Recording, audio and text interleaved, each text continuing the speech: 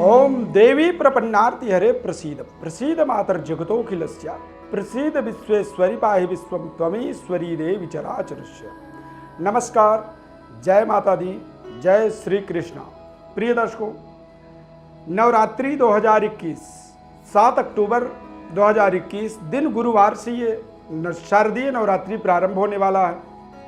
हमें नवरात्रि में हम विशेष विधि विधान को पालन करते हैं और घट स्थापना करते हैं, यानी कि हम घर के अंदर अपने कलश को स्थापित करते हैं, माता रानी की प्राण प्रतिष्ठा करते हैं।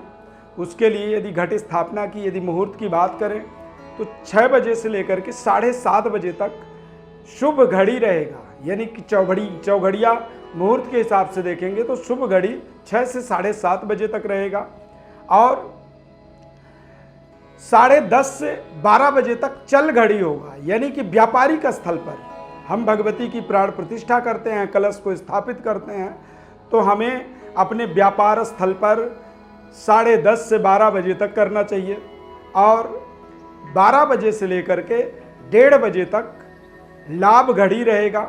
ये समय एक बेहद शानदार समय होता है, चूँकि प्रारंभिक जो दिन होता है तमाम तैयारियां की जाती हैं और तैयारियों के बाद भी यदि हम इतनी जल्दी नहीं कर पाते हैं तो फिर हमें 12 बजे से 1:30 बजे के बीच में कलश को स्थापित करना बेहद हमारे लिए लाभदायक साबित होता है। अब भगवती की पूजा का विधि विधान क्या होता है उसको समझना जरूरी है। माता रानी की पूजा का विधि विधान जो होता है उसमें सबसे पहले नवग्रह देवताओं की प्राण प्रतिष्ठा होती है। उसके बाद षोडश मातृका के अंदर कुल देवी देवताओं की स्थापना की जाती है। सर्वतो भद्रमंडल देवता, इसके अंदर ब्रह्मा विष्णु महेश सभी प्रकार के देवी देवताओं की सर्वतो भद्रमंडल में स्थापित हो जाते हैं ये। और उसके बाद चतुष्षष्ठी योगिनी, यानी कि 64 योगिनियों का प्राण प्रतिष्ठा हम चतुष्षष्ठी योगिनी पीठ के अंदर 64 योगिनियों की प्राण प्रतिष्ठा करते हैं। उसके बाद क्षेत्रपाल देवता की पूजा की जाती है, यानी कि जो हमारे क्षेत्र के अंदर हमारे रक्षक देवी देवता होते हैं उनकी क्षेत्रपाल के अंदर प्राण प्रतिष्ठा की जाती है। अब उसके बाद सप्तघृत मातृका, यानी कि सप्तघृत मातृका की पूजन के लिए एक थाली में या एक सफ़ेद कपड़े को किसी पाटा में बांध करके उसके अंदर सबसे पहले ऊपर श्री लिखा जाता है। उसके बाद बिंदी लगाई जाती है, पहले 1 बिंदी, नीचे 2 बिंदी, 3 बिंदी, 4, 5, 6, 7, यानी कि 7 क्रम में जब आप एक क्रम से बिंदी लगाते चले जाएंगे उनके नीचे तो वो सप्तघृत मातृका का एक स्वरूप बन जाता है और उसी के अंदर हमें सप्तघृत मातृका की प्राण प्रतिष्ठा करनी चाहिए। कलश स्थापित करना चाहिए। कलश के अंदर मिट्टी का कलश हो या तांबे का कलश, पीतल का कलश, स्टील की कलश के अंदर सबसे पहले शुद्ध जल भर दें, गंगा जल डालें, उसमें तांबूल यानी कि एक सुपारी डालें, चावल, पुष्प और एक सिक्का डालें उसमें, यानी कि द्रव्य डाला जाता है। और द्रव्य डालने के बाद आप उसके ऊपर एक पंच पल्लव रखें। कलश के अंदर सर्व औषधि भी डाला जाता है।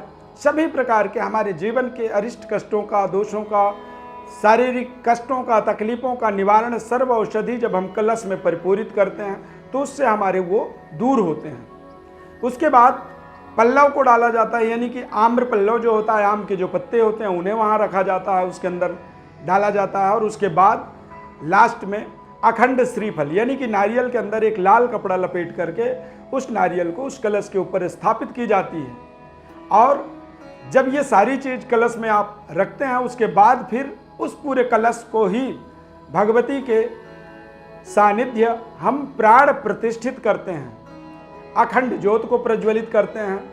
और अखंड ज्योत का प्रज्वलित होने का मतलब होता है कि अगले 9 दिनों तक आपने एक संकल्प ले लिया, आपने एक मन में व्रत ले लिया और वो व्रत आप अगले 9 दिनों तक लगातार भगवती की आराधना स्तुति करते चले जाते हैं और इससे आपके सभी प्रकार के मनोरथ पूरे होते हैं, सभी प्रकार के आपके जीवन के जो ज़रूरतें होती हैं वो पूरी होती हैं और जो भी आपके जीवन में अरिष्ट कष्ट बाधाएं होती हैं, उन बाधाओं का निराकरण आपको प्राप्त होता है और आप भगवती के सानिध्य, भगवती के चरणों में अपना एक विशेष भावना व्यक्त कर पाते हैं, भक्ति को समर्पित कर पाते हैं और इस तरह से इस पूरे नवरात्रि का आप शानदार अपने जीवन में लाभ ले सकते हैं। अब नवरात्रि का जो व्रत किया जाता है उसके अंदर जो हम पाठ करते हैं, जो भगवती के मंत्रों का जप करते हैं, तंत्रोक्त मंत्र, पौराणिक मंत्र, दुर्गा सप्तशती के श्लोकों का पाठ जो करते हैं, तो जब भी ये पाठ किया जाए इनके अंदर कुछ विधि विधान बताया गया कि गीति शीघ्री सिराह कंपी तथा लिखित पाठ का, यानी कि न गा करके ना सिर हिला करके, और जब भी आप पाठ करें तो आप बड़े ध्यान मग्नावस्था के अंदर बैठ करके ये सब करें। और जब आप सही तरीके से इसे कंप्लीट करते हैं उसके बाद हाथ में आपको जल लेना चाहिए और जल लेने के बाद आपको बोलना चाहिए ओम अनेन कर्मणा श्री दुर्गा सप्तशती पाठस्य भगवती दुर्गा दिव्याः चरणार्पणमस्तु, यानी कि भगवती के चरणों में आप उसे समर्पित कर दें। और करने के बाद 1 चम्मच जल जो है अपने आसन के सामने जमीन पर छोड़ें और ओम शक्राय नमः, यानी शक्राय नमः का मतलब होता है कि इस धरती पर इंद्र का अधिकार होता है। हम जो भी कर्म करते हैं यदि हम शक्राय नमः ना करें तो वो कर्म हमारा इंद्र के तरफ चला जाता है, यानी कि हम उस कर्म से वंचित हो जाते हैं। तो जब आप शक्राय नमः कह करके उसे अपने मस्तक में, अपने आँखों में, अपने हृदय में जब आप लगा लेते हैं, मतलब वो पूरा अधिकार आपने अपने लिए प्राप्त कर लिया। तो इस विधि विधान से भगवती की आप विशेष आराधना करें। इस नवरात्रि में आपको माता रानी की अपार कृपा प्राप्त हो, ऐसी ढेर सारी शुभकामनाएं। माता रानी आपके ऊपर सदैव कृपा बनाए रखें, आपकी सभी प्रकार के अभीष्ट मनोकामनाएं पूरी हों। इसे आप अपने जीवन में एक दृढ़ संकल्प भाव से करें और जब आप दृढ़ संकल्पित होते हैं तो निश्चित रूप से आपके सभी प्रकार के मनोरथ पूरे होते हैं। भगवती की अपार कृपा बनी रहे। बहुत बहुत धन्यवाद। जय माता दी।